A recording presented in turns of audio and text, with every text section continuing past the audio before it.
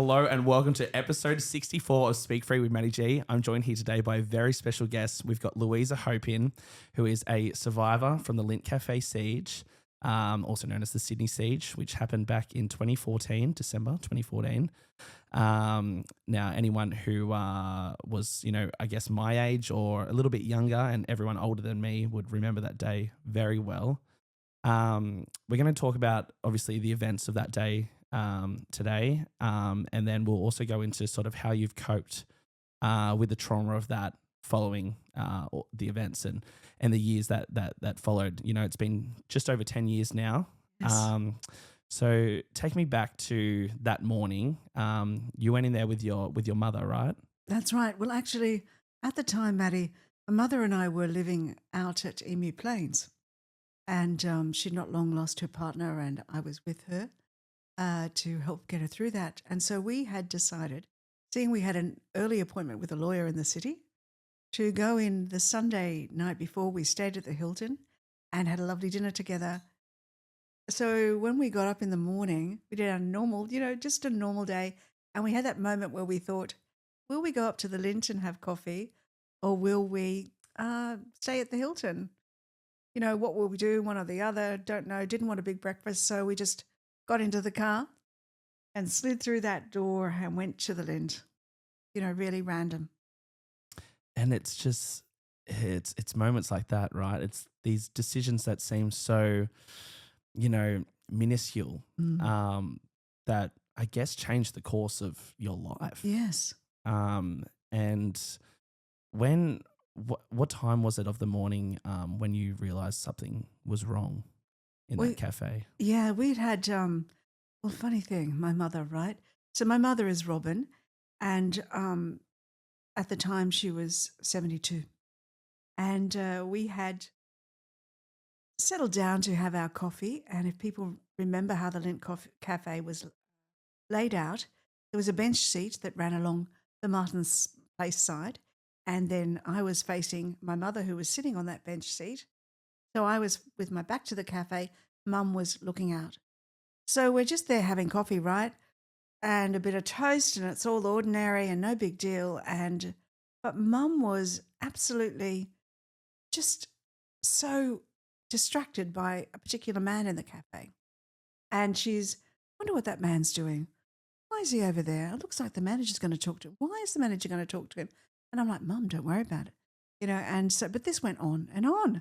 And she just kept talking about this man, random man. And I'm going, and then she said, well, you should see him. He doesn't look right. So I just did that thing, where someone says, oh, look over there, just blah, blah. And you turn to look and then they go, oh, no, don't look now. You know? Yeah. So we had that little moment, Mum and I. And in the end, I said to her, Mum, just stop. Just leave the man to his breakfast and let's just, But there are days when you realise that you should listen to your mother. And perhaps that was one of them, But there we were, ordinary, Yeah, it's such a in Australian history, I think that story is probably one of the biggest stories that we've faced here, especially when it comes to terrorism. It was the first time we'd seen it sort of really in our face like that, in terms of in the now. In a lot of ways, not to compare the two, but in a lot of ways, it was similar to 9/11 in the fact that it was on TV. Yes. It was there for everyone to watch. Especially when there was your fellow hostages, if that's the right term, were made to hold up the flag in the windows of the Lindt Cafe. And anyone in Sydney, Martin Place is a very from Sunrise filming there, everyone sort of knows what it looks like, Yes. because of that. And it's very iconic in the way that a lot of those buildings look, and straight away when you're going through Sydney that you're in Martin Place when you're there, Mm-hmm.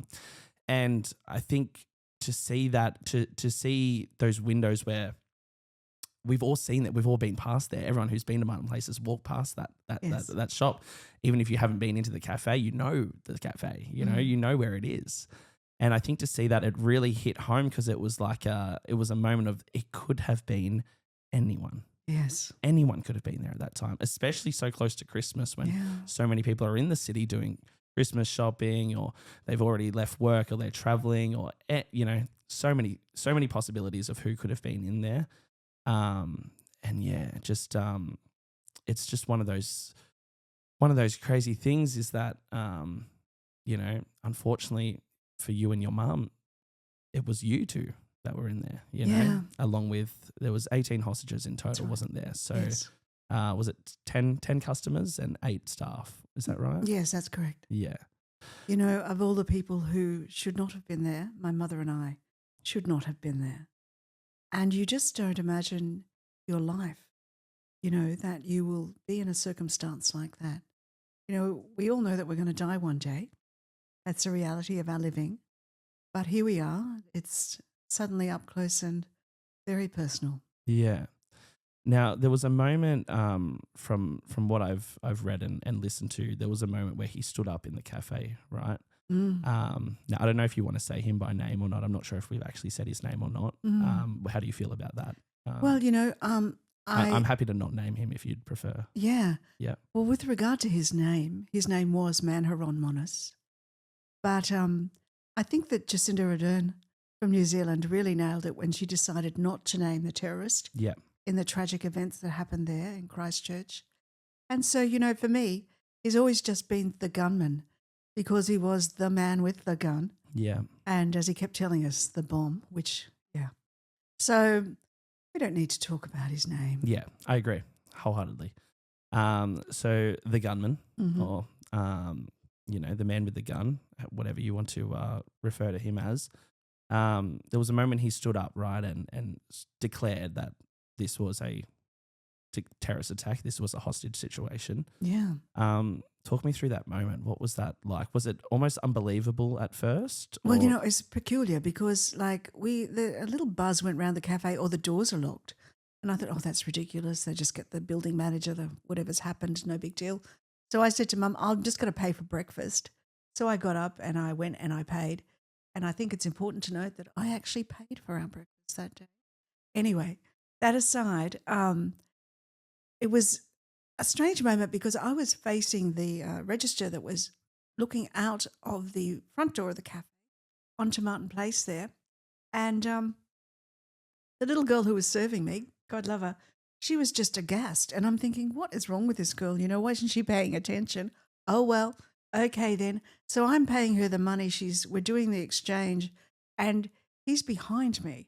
So she could see what I could not. And that was that he was standing up. He was making his a little speech. And by the time I turned around, he was putting on his bandana around his head.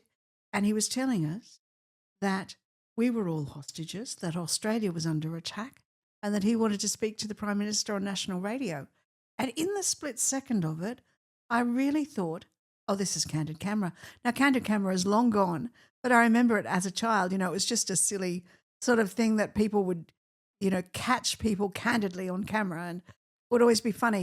And I'm thinking it was just that. We're opposite from Channel 7. It was no big deal. And then in that moment, he pulls out his gun from his bag and I was like, oh, no, this is real. This is real. And then we're all going to die. First thought, he's a terrorist. We are going to die. Because that's what terrorists do, kill you, right? Yeah. Wow. That moment must have been just so frightening. I think we've all had thoughts of what would we do in situations. I think, whenever you're in a crowded area or it's a big event, it could be New Year's Eve or whatever it may be, I think a thought goes through everyone's head somewhat. I think we put it to the side, but I think a lot of us think, could that person do that? Or, is there going to be someone coming here with a gun? Or, you could be at a concert or something, or does someone have a bomb? Or because we've seen it so much, and especially in this, day and age where everyone's got a camera, everyone's a reporter because of this thing, and I think because of that, it's been so in our face. So we all have those thoughts, but for you, it's like, wow, it's actually happening. Yeah. How did everyone else react at that moment? Well, within the cafe? I think that generally everyone was in like stunned shock, and then you quickly have to adjust and get ready, So you could see the people who were in the cafe were Lindt workers who were predominantly uni students actually on their summer break working, and office workers from around the city, and then the odd ones out, my mother and I. But it was obvious to me very quickly that there were smart people in that room. Uh, but you could see everybody trying to adjust and how to react and how to position themselves and how to get out, So it was all of that kind of thing going on at the same time as trying to listen to him and his instructions. So, it was tense. Yeah. Yeah. I could imagine you could cut the tension with a knife in a moment like that.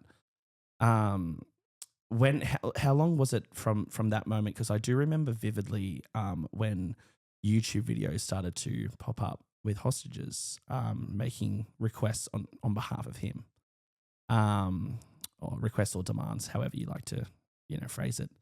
How long after that speech did he start making hostages record videos? Well, because I remember when those videos first came out, I was in school and we're all watching them and going, "Is that real?" And then you would link it. I remember looking at the TV going, "That's her. That was her in the window. That is her," And just a wild moment where you went, "Oh my God, this is real. This is so real." And I think that was the moment where you went, terrorism has reached the shores of Australia. It's here. But yeah, sorry. So to my question, how long after when he made his initial, declaration of this is a terrorist attack, this is a hostage situation, to when he started getting them to, getting you guys to work for his demands? Well, it become obvious quite quickly that he had a plan. Later on during the day, it was obvious that he had no plan. But in the moment, his demands were quite clear, and he wanted media attention.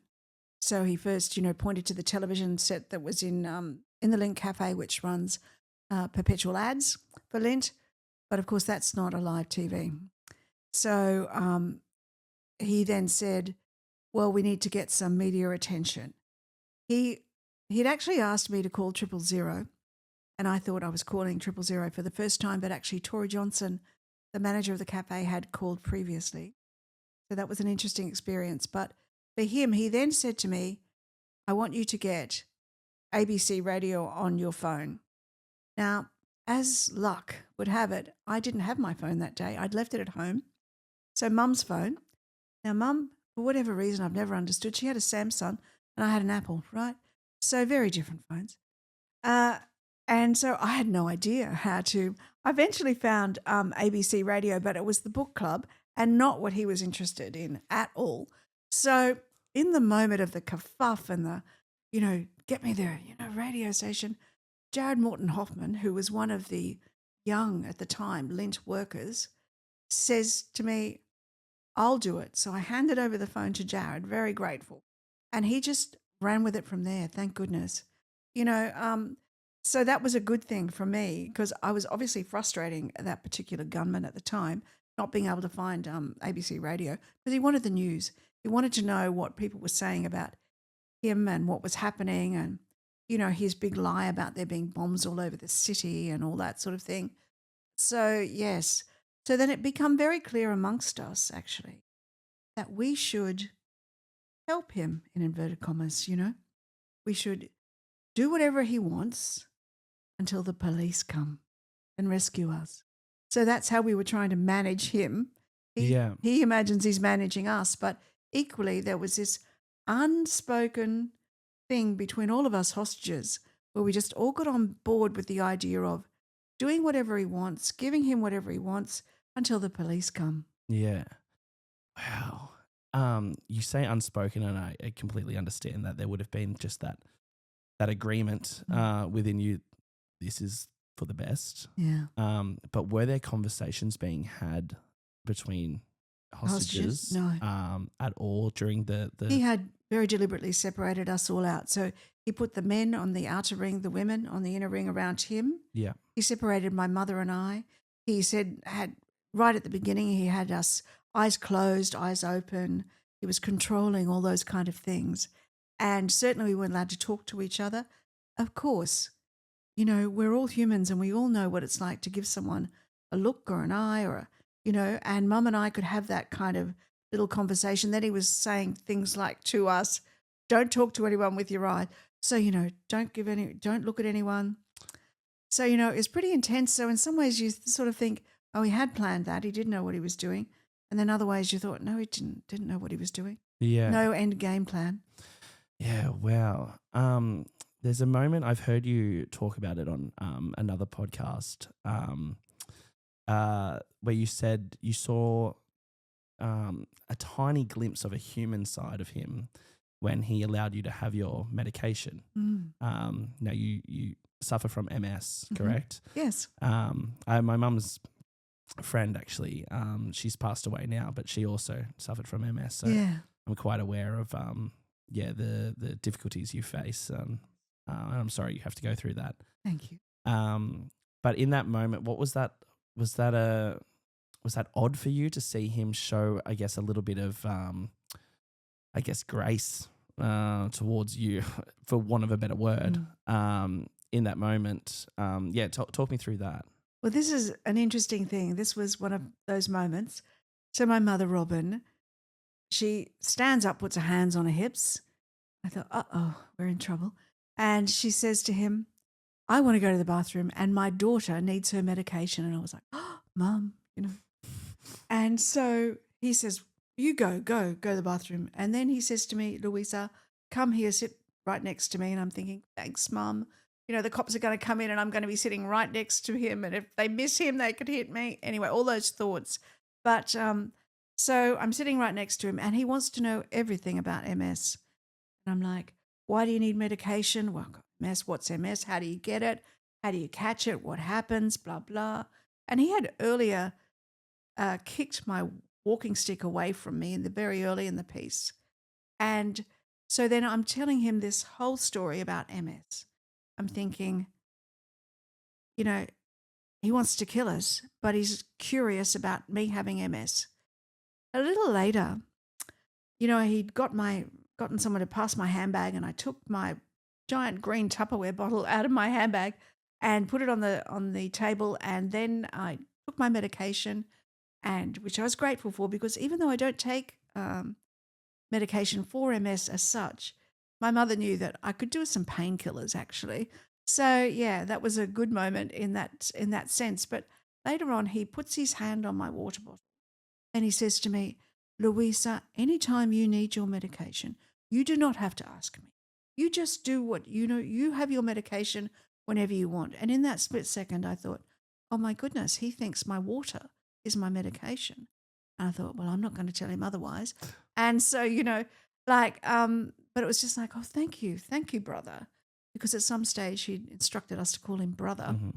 So, it was peculiar. But you see, this is the nature of this kind of person. Duplicitous and double-minded. He was equally well-mannered.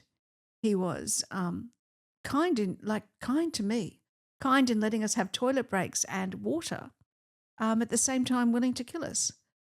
So what is that within our psyche? What is it within humans that we can be equally kind and compassionate, but then equally just as wicked that you're going to kill someone? It's that, and we know these people in our community. We know those kind of people, men who say they love their wives, but are willing to bash them to a pulp the next minute. Yeah. So, what is this within human nature? Yeah, he was that man. Yeah, it's very interesting. Because, I guess, I think it goes to show even the most evil of evil people they are still human. Yeah. And, obviously I don't want to humanize him in any way. But at the end of the day, that's what he was. Yeah. But from where it then led to I think it's fair to say that there was a lot more evil in him than those small Mm. pockets of good. Yeah. Um, Matt, I have to say to you with regard to that, and that is that he was a terrorist. The coroner found that, and the police commissioner called it a terrorist attack. But the fact of the matter is, many people have said to me over the long decades since this happened, he was just evil, or I couldn't imagine being that disgustingly inhumane and evil. And, of course, he displayed evil and wicked intent, not just at the siege, way before the siege happened. But the fact of the matter is, the minute we say that someone like that is evil beyond our understanding, we've surrendered. yes. We've surrendered the capacity to work out why and how to prevent this. So, I always talk about him as the man that he was with all of the things that he did. And yes, I just, some days want to say he's just a wicked, evil man. And, but actually I cannot dismiss him like that, because it's important that we not look away. It's important that we focus on the why and the how and start to get into that murky, awful water. Yeah.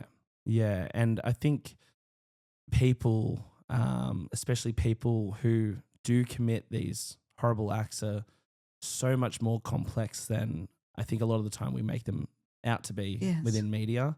And I think we're doing ourselves, I will agree with you, we're doing ourselves a disservice by just labeling them as that and saying they should be forgotten, because this could happen again. Absolutely. And what is actually, we'll quickly, just a little side note, what is your thoughts on that? Do you think something like this could and will happen again in Australia? The state of our world that we live in now, we would be foolish to imagine that it won't. And so my purpose, my life drive now is that we are prepared as best we can be. And there's various levels to be prepared. There's government and there's our combatants, which of course is everything from ASIO to the traffic cop, everybody has to be involved, but also us as individuals, as community, and as humans together. We have a way and a place to help ourselves get ready for what's going to come next, because it will come. It's the nature of these things. It's important to note that ASIO has our terror threat level at probable. So that's those dudes don't mess around, Yeah. And so if that's what they think, then I think we best be getting ready. Yeah. Yeah. I agree. I think any country would be foolish to think that they are safe from it.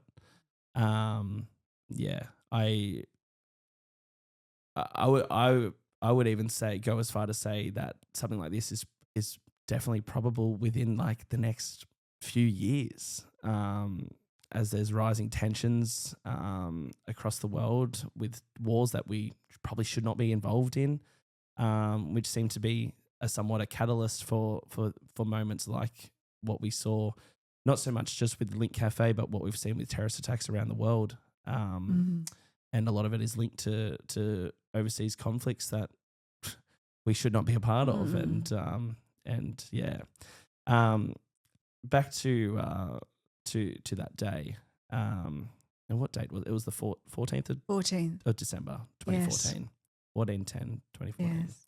Monday. It was a Monday, wasn't it? Yes. Yeah. When, obviously, as we all know, the hours seemed to just drag by and it just went longer and longer, and it felt like it was never going to end. How many hours in did you all start to think, are they even going to come in? Are the police even going to do anything? Because it would have begun to feel very helpless in there, I would imagine. There was an undercurrent of collective beliefs that the police would come in, because that's what our police do. They rescue us, right? So it was late into the evening, very late into the night, before you started to hear s- some rattling around the hostages. And, people are becoming fatigued. They're tired. They're scared. And also, we had pretty well exhausted every opportunity by then to get him media attention. When I say we literally rang the world, we did. We tried every media outlet in the world that we could possibly get into. And there was no way in, no way to get this man what he wanted, which was media attention. And so we were running out of options, and we were aware that he was aware that we were running out of options. And so, it was getting harder and harder and more scary as longer we waited, of course. Yeah. Now, by that point, there was some hostages had escaped, Yeah. taken there. And I do remember seeing, the first few, escapes, and just cheering at home, Yes. and it was like, yes, Yes. they got out. And it was but then it was like, well, okay, they got out, but there's still more inside. Yeah. And every moment something like that happened, I thought we were getting a step closer to the police Mhm. going in and resolving this and it ending, But I think the more that happened, the least, the less likely it got for that I thought the police were going to go in. Yeah. I thought if they're not going to go in now, are they Mhm. ever going to go in? Especially that last one when there was quite a big group of hostages survived, and he Mhm. actually shot, didn't he? Yes. And that was towards the end, wasn't it? Yes. And I thought that's the moment, Mhm. but it wasn't the moment. No. No. We'll get to that. These as the hours dragged by. What was the sentiment sort of like within within the hostages that were still left? Was there sort of had you started to accept that maybe you weren't going to make it out? Mm. What was that? I think that all day, most of us would have said that we thought we were going to die. And, different circumstance things come up. When the first lot of hostages got out, we're also like I remember it so vividly. Everyone just stood up and was like, because we thought the police were coming. And, it just turned out that Monis grabs me and he's hanging on to me, and I'm thinking, oh, great, the police are going to come. They're going to shoot me because he's right there and blah, blah, blah.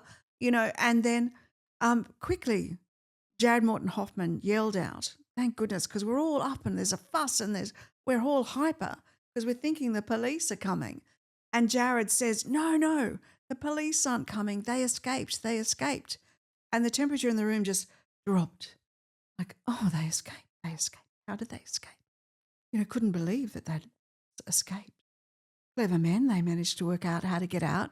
I'm so glad that they did. But, so in the moment, it was like suddenly we all so then the gunman says, okay, sit down, everyone sit down. So we all sat back down. Everyone's heart is pounding. And then he says to us all, he says, you should thank Jared. You should thank Jared because I was going to kill that woman. Muggin's here, me. I was going to kill that woman because, the police were going to come. And just like that, you think there's a measure of my life yet again. Yeah. So, and Jared Morton Hoffman actually is very heroic on that day. He was only 19 at the time. Wow. And his fortitude and capacity to think on his feet, amazing. But anyway, yeah, so there was that moment. And then, of course, there was the moment when the two young girls got out. And quite frankly, that was really totally different. That was the cafe workers? Yes. Correct? Yeah. The two young Lindt workers, that's right. So I didn't see them get out. From my position, I couldn't see what was happening. My mum later told me that she saw it all happening, but I didn't see it. It was a weird thing. You could feel that something had happened. What happened? Something's happened. And he actually said, the gunman said, what's happened? And we're all going, don't know. What do you mean what's happened? Nothing's happened. But what had happened is those two young girls, one of them was praying, feeling sick, and she was down on the floor. And the other one, there was this giant Lindt cut-out Christmas bear. It was huge. And they had managed to get behind that bear to open the door. This is out the back way of the Lindt, and to scurry themselves out into Martin Place. Wow. I know, right? So it wasn't until after, when I was watching the vids and everything was being played, Yeah. that I suddenly went, oh my God, how did those little girls do that? So, you know, there was an advantage for us in that all of the young Lindt workers, they're all the same. They're all petite. They had long dark hair. They had on their Lindt uniforms, which was, you know, a long dark apron and, you know, black shirt and trousers, whatever. And so in some ways you could say they all looked the same. Yeah. So, you know, he obviously missed. He obviously did not count how many of us there were. Yeah. My mum had counted. I found out later, but he hadn't. So, you know, those two young girls got out without him knowing. My goodness. Oh, that took some guts on their behalf. 100%. I remember them running down the hill, that iconic image of her running into the police's arms and crying. And I just thought, wow, like that was the moment I went, that must have been so, so scary to come out of there thinking he's going to shoot you as you exit, you know, and that pure relief, I think, when she got in the police's arms. And it's moments like that really captured the entire nation. Yes. And I think that's why, because, I mean, I hate to do this, but when you compare Lindt Cafe to so many other attacks, right, around the world, it's like, okay, it's not on the scale, for want of a better word, of other attacks, right? Mm-hmm. But I think the reason it was so gripping and so touching to Australians was that we saw it and there was these iconic moments and we lived them live. We didn't see that part. We saw it live. Yes. We saw it as they were doing it, you know? And I think that's why you saw such an outpouring of grief from the entire community. Because we, in a way, obviously never on the same level of you, but we all lived it in a way. Yeah. Matt, without a doubt, every time I speak and share about this, I always say that the Lindt Cafe didn't just happen to us who were in the cafe.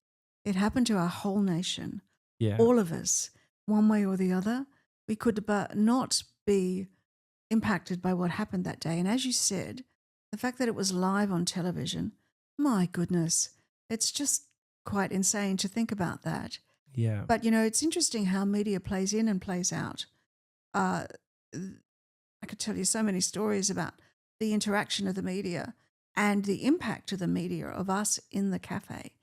So, you know, he was responding, the gunman was responding to what he was hearing and seeing from the media on people's phones. Yeah. And so he was aware of what was going on, what was being said. For example, those two young girls who got out, prior to them getting out, he had told us all that if anyone else escaped after those first three men, that he would kill someone. So, of course, the media then were reporting that 5 people had escaped, which was true and accurate. However, for us inside the cafe, it was terrifying. Yes. Because he only thought 3 had escaped, and yet 5 had escaped, and he didn't know about the other 2. Yeah. So every time the media said 5 had escaped, we had to go into this routine. And our routine was, you know what the media are like? You can't trust them. They lie. This is a lie. They're not telling the truth. 5 people haven't escaped. We're all still here. Only the guys got. So we had to go through this whole routine every time he heard it. And it was terrifying. It was literally impacting on our right to live. Yeah. So the media, true and correct, and we all want, it's imperative, especially in this world, that we have a media that is free to report and to tell the truth. Yeah. But in that moment of a live action, when people's real lives are at real risk, Yeah. I have to wonder if there's not a better way that we could do that. Yeah. That is a very good point you bring up, because how do you counteract that? You've got obviously the right for freedom of press, Yes. right? And definitely we all want the truth from our media. Mm-hmm. And people watching would want to know, especially families Yeah. of the people in a situation like that would want to know that there's more people have escaped. Yeah. But also, like you said, he had put that threat on all of your lives that he was going to kill someone if there were any more. And obviously the media probably weren't aware of this. I'm not sure if anyone had contacted them to tell them that.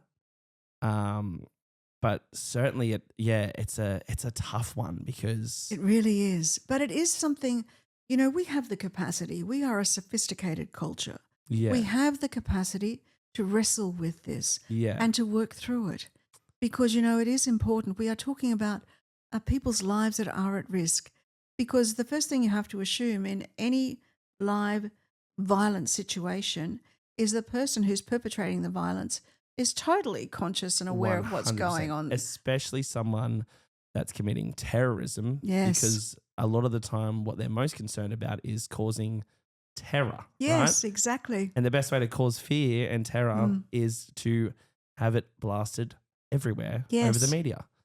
So he was successful in that. Yeah, 100%. You know- You know what? I actually think there is a really easy way now What's that? for the media. Mhm. I think if there was a guideline where something like that ever happened again, I think just make a public announcement as a guideline, we won't be releasing any information on specifics other than what's going on that we can see. If anyone escapes, we won't be putting up the numbers on our little, you know, how they come up with their little headline. Yeah. I think if they put a ban on that, the same way they put a ban on not releasing a child's name who's, you know, involved in a crime or things like that. Yeah. If there is a little ban on that and say after the event is completed, we'll tell you everything. Yes. We'll tell you everything. Yes. I think most of Australians would actually go, you know what, that makes sense. Yes. I think we'd be okay with that.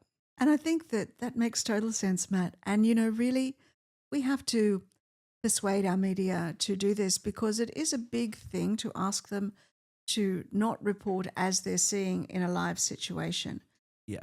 However, times have changed so much and the way we use media so personally and individually on our phones now. There is a point, and of course, media would say things like, well, it's all going to be on social media anyway, so we should just be able to report. However, sometimes social media isn't completely across everything. And sometimes some things, for example, we're all made by the government to make, no, not we all, several of us were made to make a video and that was posted onto various social media. Now, the police commissioner on the night directed that those videos be taken down, and they were.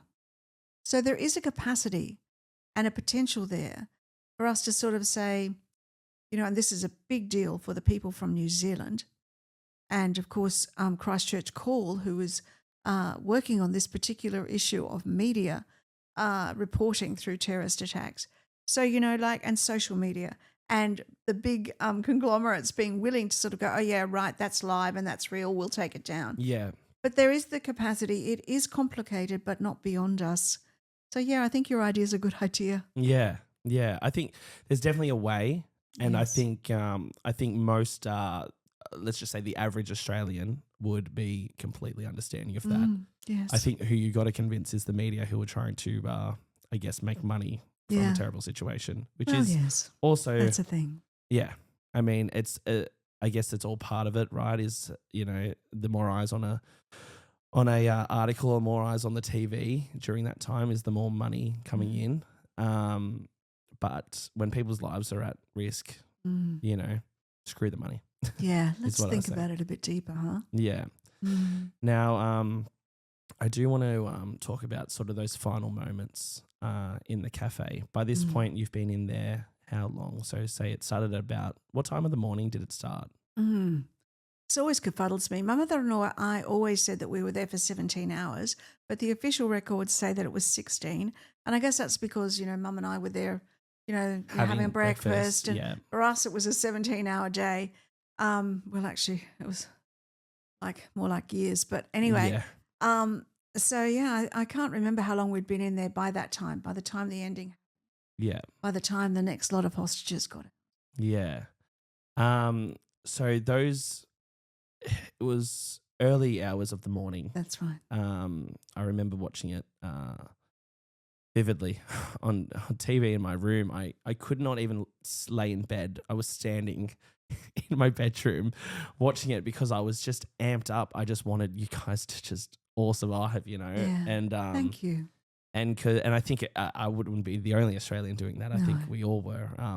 It was one of those things where it's like, well, we can't go to bed. Like we can't all go to bed. And I think that's such a beautiful thing in Australia is like, I think that takes us back to, I guess, that, you know, that Anzac mateship attitude we've got to each other is that you guys were in there, you were actually experiencing it, but in some ways we felt like we had to keep watching to help you in a way. Yes. And that's how I remember it. And I was in, when was I? 24, year 11 at the time I was, which is wild to think it's been that long. Yes. And I'm sure it's the same for you, like 10 years. Right. It's gone has it gone quick for you? Has it gone slow for you? It's actually the last decade has been an extremely busy period of my life because after the siege there was the inquest, which was equally as distressing and traumatizing. But then, of course, after that, you think your life goes back to normal. Well, no, not really. It hasn't for myself because I've done a whole lot of media. I've done a whole lot of fundraising for my Louisa Hope Fund for Nurses at Prince of Wales. And so that kind of kept me busy, hyper, and media was part of that. And it just was like flat out. And also speaking publicly because I felt that whilst anyone was interested, the Australian public had the right to know. Yeah. That's why we did media in the first place because Mum and I really knew that if we had been on the outside instead of on the inside, we would have been very caring about the people. Yeah. Like you said, you know, very caring about the people on the inside. And so, you know, we felt that it was a duty really more than anything. Yeah. Well, when I saw you all do, was it Sunday night? 60 minutes. 60 minutes maybe, yes. And when I also, I was very grateful for you all that wanted to take part in that because I think Thank you. I think we all wanted to see you guys and because it was such a huge event that we almost wanted to get to know you, you know, and I think that was what was really important. And I also think it's just very important to tell your story. I think it's when it's something as big as that, you know, if people don't want to, and I can understand that side of things as well, they want to go live their quiet life and deal with it privately. 100% respect that. But I just think it's, like you said, a duty. And I think it's a beautiful thing to see it that way. And thank you for sharing that, you know, because it's just, I've always I actually sincerely thought that there'd be about 6 months interest in the siege, but here we are a decade later and I'm still talking and sharing. There's still media about it. And I wish that all the others had found a way to, you know, share their story because each of us saw a different point of view and would have a different angle to tell. Yeah, that is, you know what, that is actually a very good point. I thought about that when I first asked you to come on. I was like, how good would it be to have all of you in a room together, you know? And obviously, I don't know, this room, it looks probably deceiving on camera, but it's not that big a room. So it'd be a bit hard to fit you all in here. Yeah. But I, you know, obviously I've heard your story about it, you know, through other podcasts and media and that. But if anyone else who was there wants to come on and talk, the seat is free. I will just put that out there. I would love for that to happen one day and that people would feel, you know, able to share because like I said, everyone saw a different thing and everything from a different angle. And, you know, and of course this is not just my story, but for me it's become a thing because I realized that people were interested and did care. And as you said earlier, people imagine themselves in the circumstance. And I also realized that we needed to arrest that anti-Muslim vibe that was out there. And I had a way of doing that by sharing and speaking. And so, you know, that was very important to me. Because very soon after, I heard stories of, women who were having their scarves pulled off in public places and wickedness. And of course, the Ride With Me campaign that happened after brought such relief to my heart, but Yeah, we were actually just talking about that before you arrived, Oh. and saying that I was just reminding, I just brought it up that had happened after, Yeah. and that was a really, I think that showed the best of Australia in moments Yes. like that. Yeah. Yeah, for sure. And, so that was important for me. But it's like, this is not just a casual thing. It definitely is not a movie.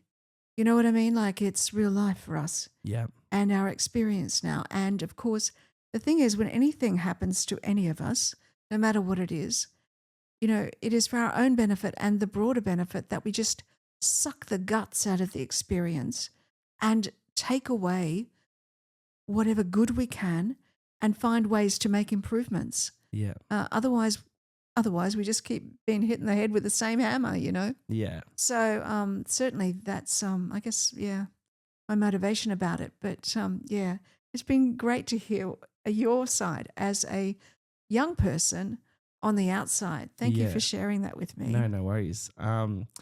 I do want to. Sorry, I go off on tangents. I do that all the time. It's my ADHD. But take me back to, obviously, I guess the final moments, whatever time it was, AM, Yeah. early hours of the Tuesday morning, the 15th. When did the moment that Tori was shot and killed,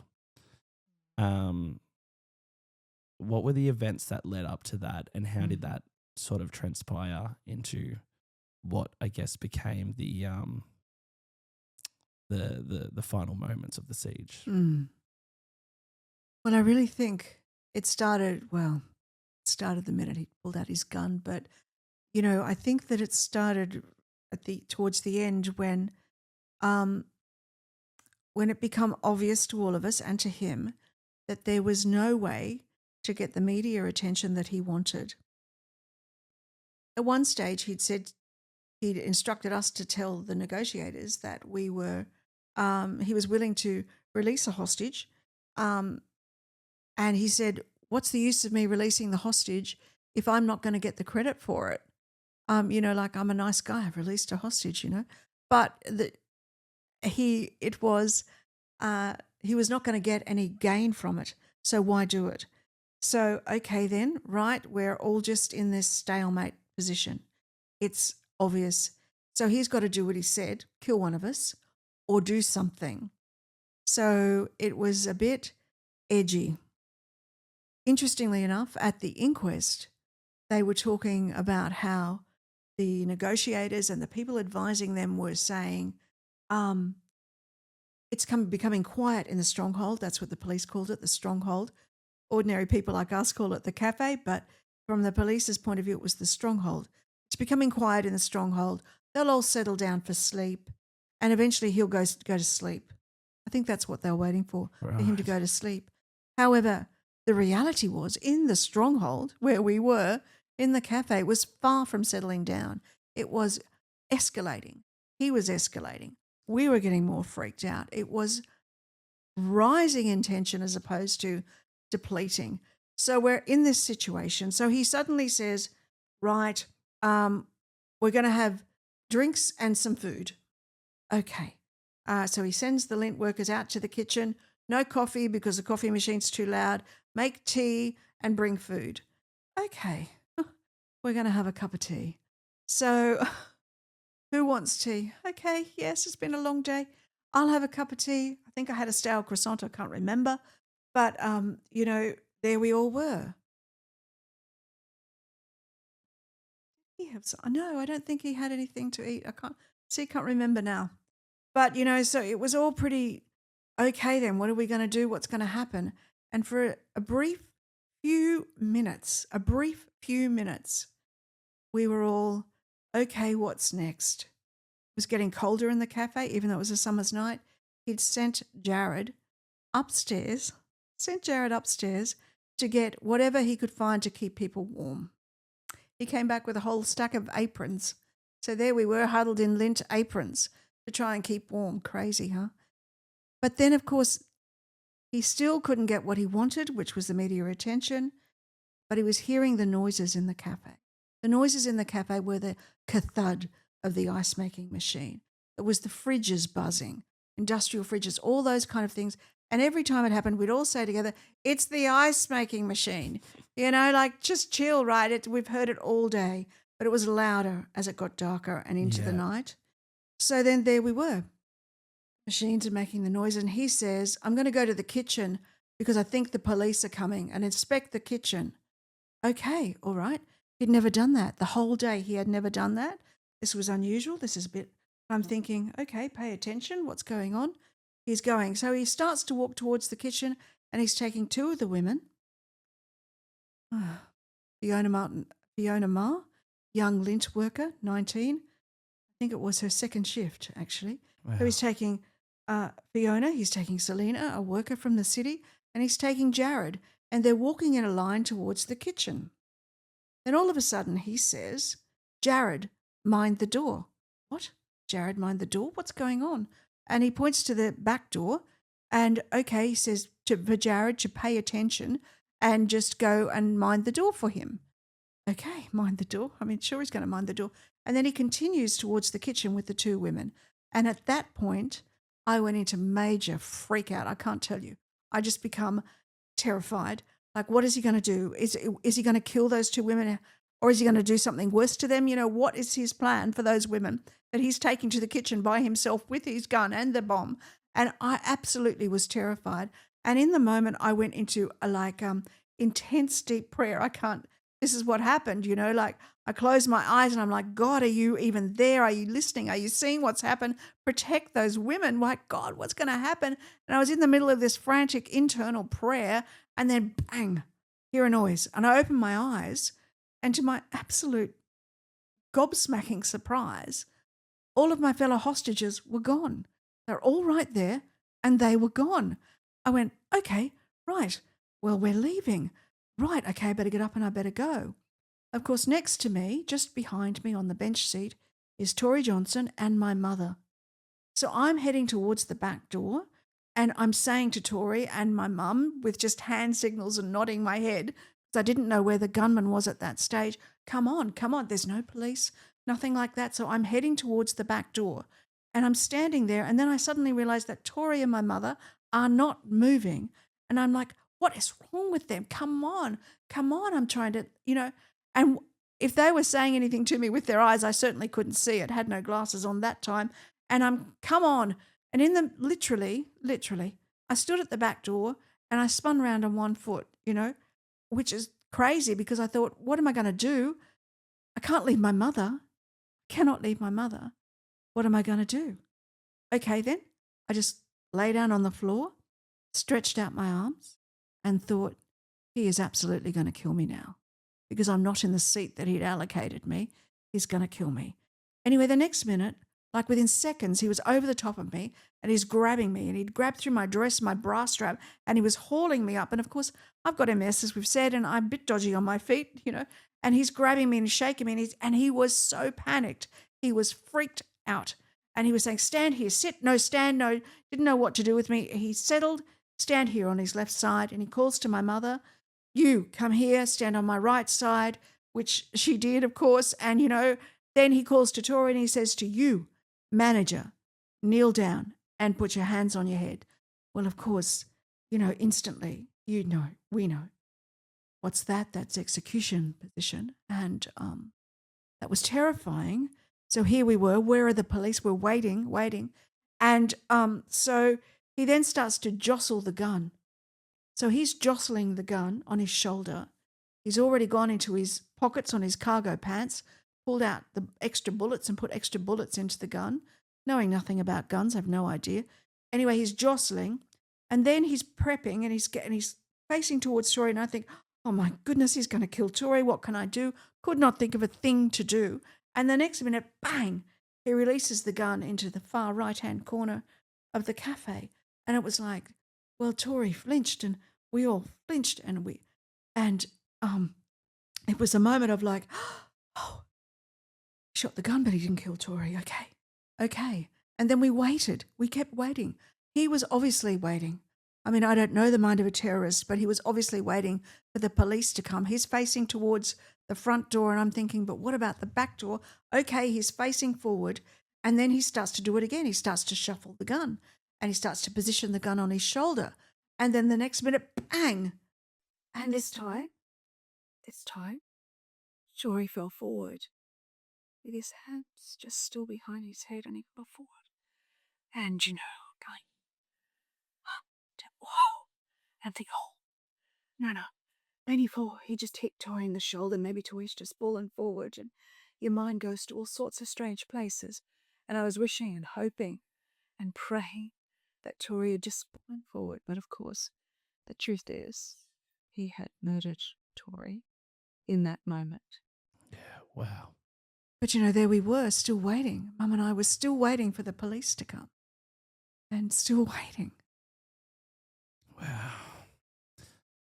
I don't really have any words to say other than I'm terribly sorry to Tori that he lost his life in such a horrific way from all accounts, from what I've heard from you and from all the other hostages of the media I've seen, is that he was such a wonderful human being. And he was beloved, Tori. Yeah. Those young people loved him. He was their boss, but they really loved him. Yeah. And he was quite special. You must always remember that Tori Johnson was the manager of that cafe. If there was a way to get out, he would have known about it. But he didn't escape. Stayed there till the end. What he did was he realised that my mother was becoming agitated, and it was only in hindsight that I understood this. And he worked his way. He took a toilet break, and then he worked his way back and sat not in the seat that the gunman had assigned him, but he sat next to my mother. One time when I came back from a toilet break myself, I was walking towards them, and I could see that under the table, Tori and my mother were holding hands. And I was sitting just in front of them, and I could hear them, whispers, little giggles. I was like, keep quiet, But, he was comforting my mother. So it was 12 months after the siege, the first anniversary. And I said to my mum, why didn't you and Tori get up and run when I was trying to get out of the cafe? And she says, oh, I said to Tori, you go. And she's making this gesture with her elbow to say, like she was elbowing him, to say, you go. I can't go, she was saying. And he said to her, no, I'll stay with you. So Tori Johnson decided to stay with my mother, and he lost his life. And no greater love have any man than he laid down his life for his friends. Tori Johnson was such a man. And for always and forever, my family will know the indebtedness that we have to Tori and his partner Thomas and to his family. We will always know that because it gave us a few more years with our mother. But hero is too small a word for Tori Johnson. Beautifully said. Thank you for opening up and giving such a beautiful account of the man that he was.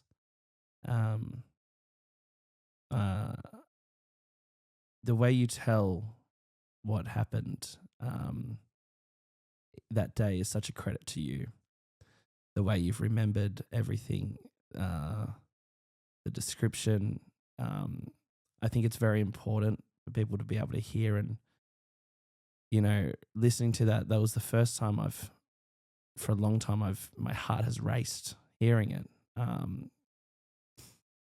I think you have a very it's just a credit to you how you capture the emotions of that day. I think you do it so wonderfully. That's very kind, but this is our history. Yeah. And from these things we must learn. Yeah. I wish we had more time. Obviously, I just want to also mention. I think we all know what happened towards the end. That the police ended up coming through.